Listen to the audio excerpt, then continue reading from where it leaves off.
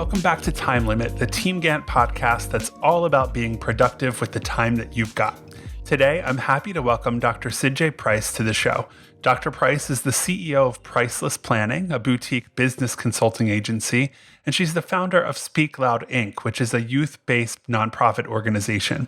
I was happy to sit down with her to hear her thoughts on estimating and planning and how to engage your team around those activities. Give it a listen.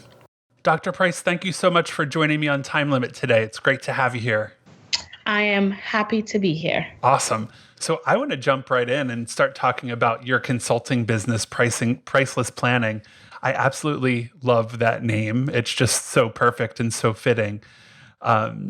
On your site, you say that you found many modern entrepreneurs, business owners, and leaders were operating their business in chaos and without implementing effective systems, strategies, and structures to grow and sustain their business.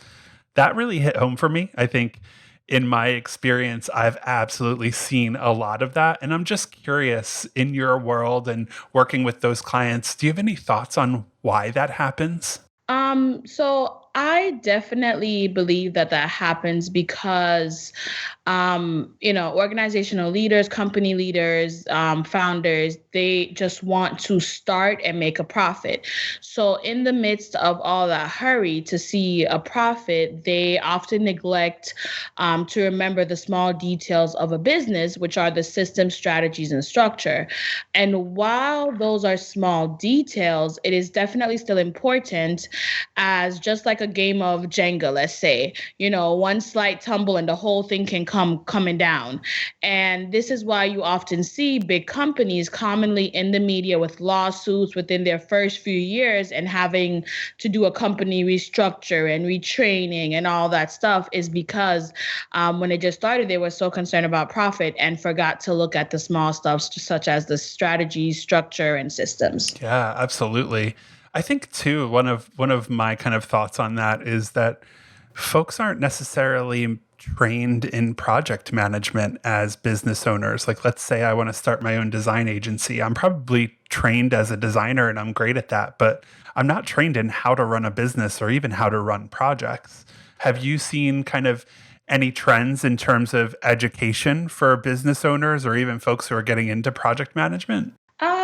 I don't see much training as far as in project management, but I do know that there are great softwares out there in which individuals can use. And what I always recommend is, if you're good at business, then get someone to help do the project management, or vice versa. It's kind of like how within a company, you need an attorney, you need an accountant. So because you're not good at everything, it's definitely best to get the help or get the education. But I know a biggest trend that I would say that's there around project management has been the increase in YouTube tutorials. That's something that I've definitely seen a lot of, and I find them to be very useful. And I've shared even some of those with individuals or clients to help them as well, as far as in gaining education on project management. Awesome. I hope that you've seen the ones that we've been doing here at TeamGantt. It's called The Art and Science of Leading Projects. It's a 14-class video course about project management. So I'm really excited about that. Anyway, one of the topics in that is around estimating projects, which I want to kind of dig in a little bit more with you. But what for you, like with the clients that you're working with, even in the work that you're doing, what do you see as maybe the single most challenging part of estimating projects? I would say the challenging part in estimating projects would definitely be the timeline. It's difficult because things happen, and with that, the timelines can change. And so I find it to be important to avoid these challenges, to give yourself some wiggle room in planning a project. What I like to do is, let's say that I know a project is due by Friday. I normally plan for the project timeline to be completed at least 1 week before, especially if I know that we are I'm based in Florida. So like in Florida, we have hurricane seasons.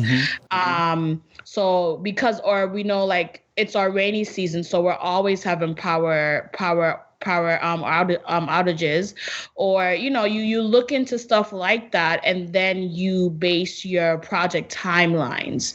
Um, Kind of around not just in-house events, but also weather events that can also happen. So um, I like to just say be realistic as much as possible in planning for the projects, and that can help with some of the challenges. Right. So basically, when you're estimating for a project, think about the amount of time it's going to take you to get that kind of task done, but also Absolutely. account for all of the things that could happen around that task.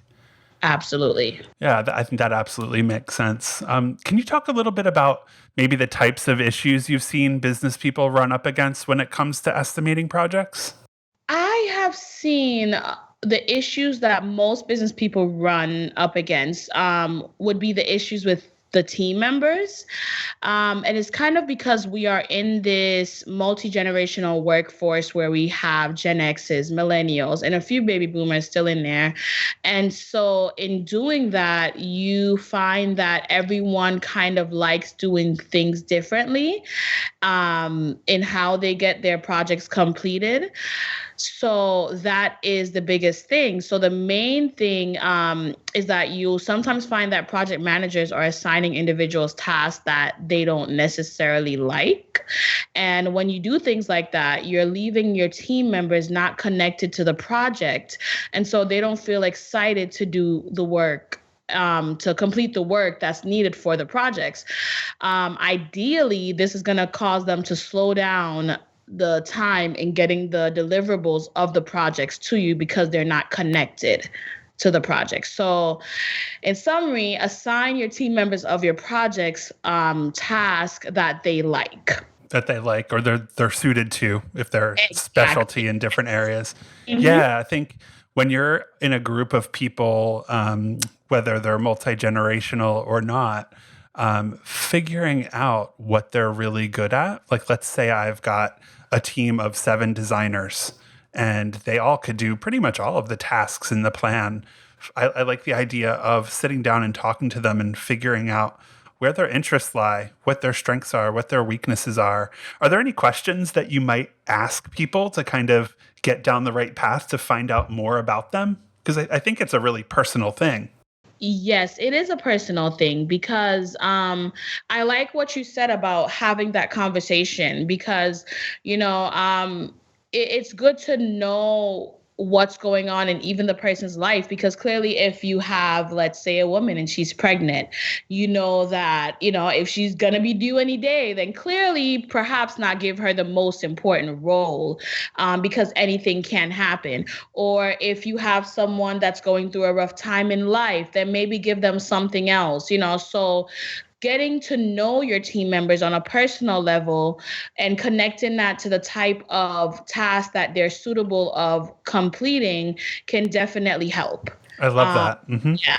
No, I didn't mean to cut you off, but I totally agree. I think, as with kind of any other practice within running projects or running a business, I think your biggest risk is the people, right? Like the people can take everything down.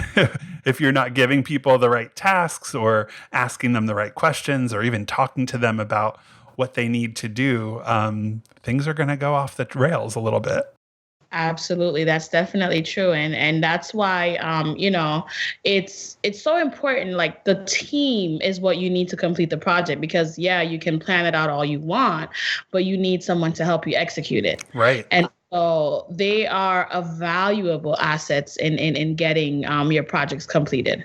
For sure. So I want to talk a little bit about planning because I think when we're talking about estimating, it's a little bit about planning too. But obviously at TeamGantt, we're big believers in creating detailed plans because that's what our product does. But I'm curious, when you think about planning, what's your expectation of what you'll find in a plan? Like, is there a certain format of a plan that you prefer? Are there details that you want to see right away? I'm curious to know what your expectations are. My expectations when it comes to a plan is to see the entire vision mapped out on either paper or digital format. We're now in a digital era. So either one that your company uses, I'm digital. So I like to see the plan, the entire vision for whatever it is mapped out on the project board.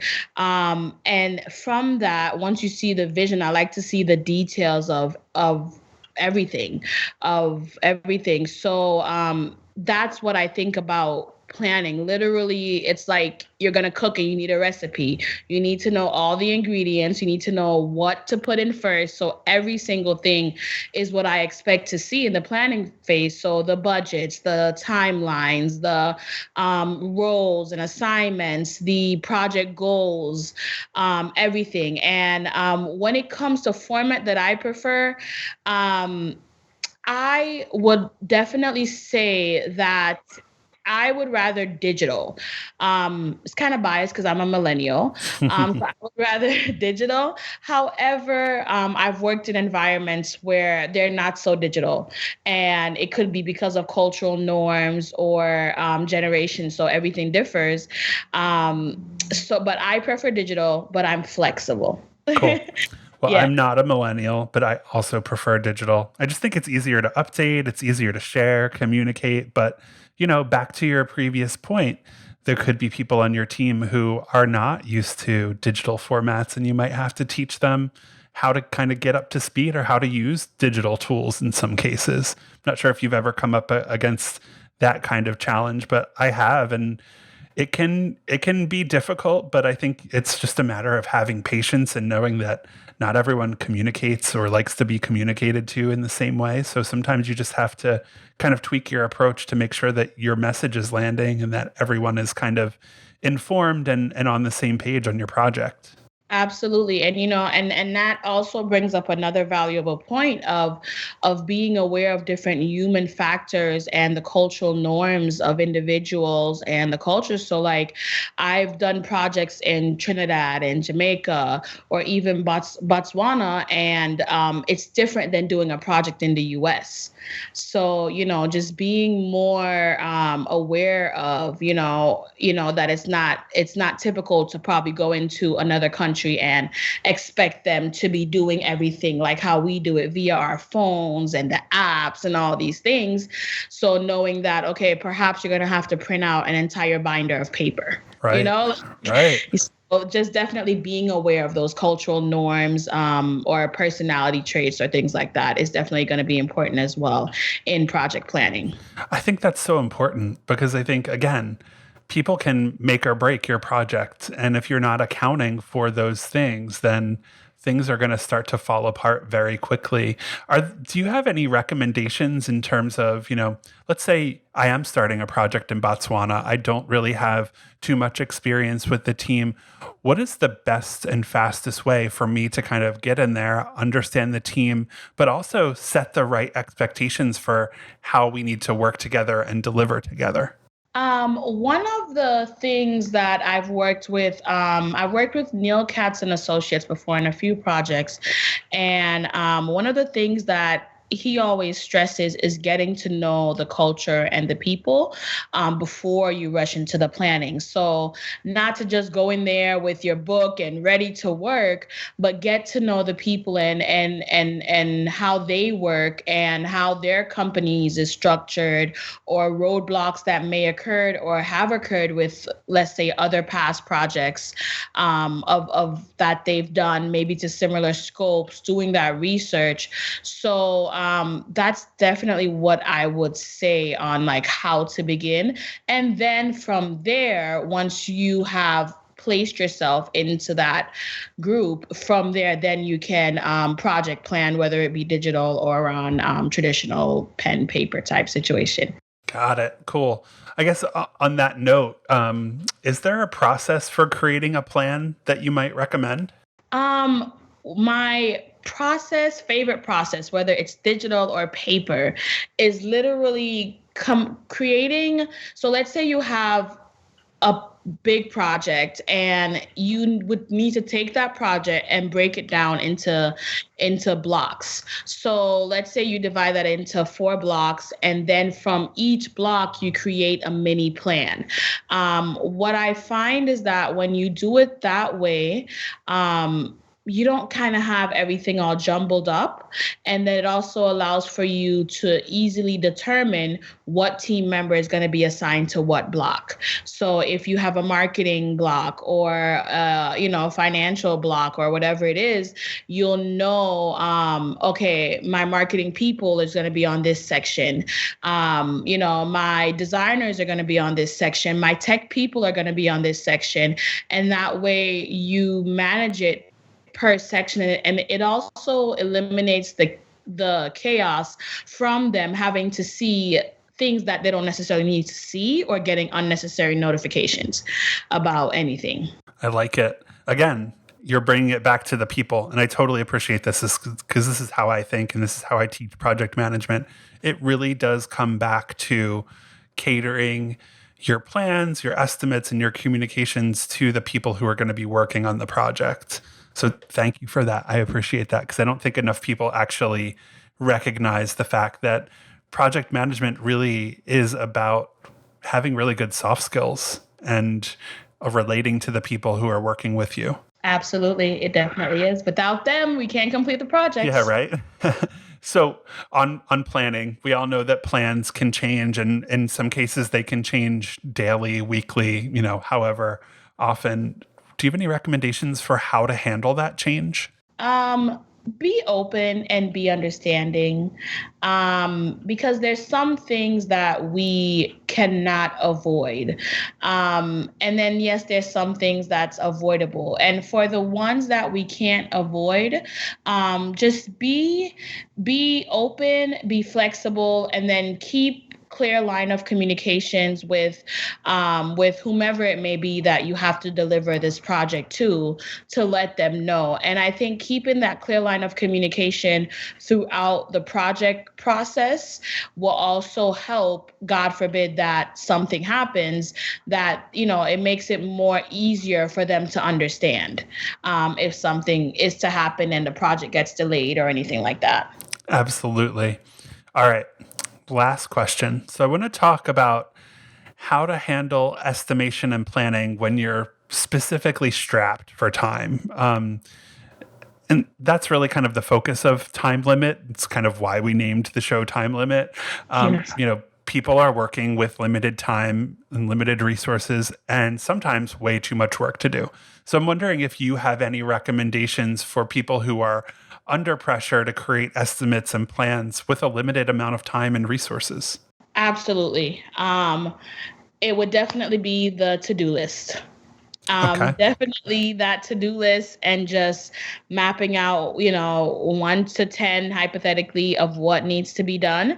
That's how you're going to do the planning part. And then the estimation, if you, let's say, have a week to complete something, then you may have to change your personal calendar around to get that necessary time so you can estimate the correct timing and budgets and everything like that. So it's just, I would say, definitely, if you're strapped for time, definitely do a timeless project management, and also clear your calendar as far as in the execution part of the project. Got it. Okay, that's so helpful. Is there anything else you want to add, or resources or things you want to pass on to our listeners?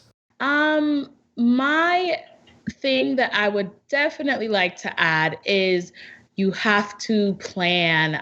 My company's name, Priceless Planning. So that is our specialty. Definitely plan almost every part of your business, whether you're a small company or a big company, whether you're tech, whether you're not tech, the food industry, doesn't matter. You need to project plan, because almost certain you're going to have multiple projects across the board within your company. Awesome. I completely agree with you. Dr. Price, it's been awesome. Thank you so much for joining me on Time Limit. I hope we get to talk soon. If not soon, I will see you at the Digital PM Summit, October 20th to 22nd in Orlando, where you're going to be presenting. Absolutely. Awesome. See you then. Alrighty. Thanks. way. All right, there you have it. Your team are your most valuable assets, and you need to engage them to make the most accurate and realistic estimates and plans. I couldn't agree with that advice anymore. I have to say, Dr. Price is a really interesting person who does really great work. And did I mention that she's a best-selling author and an international speaker? Check out the show notes to learn more about her work. And before you go, I have to ask you one favor. If you're enjoying the podcast, please share it with your friends and write a positive review where you get your podcasts. Every single comment helps. Thanks so much, and I'll see you on the next episode.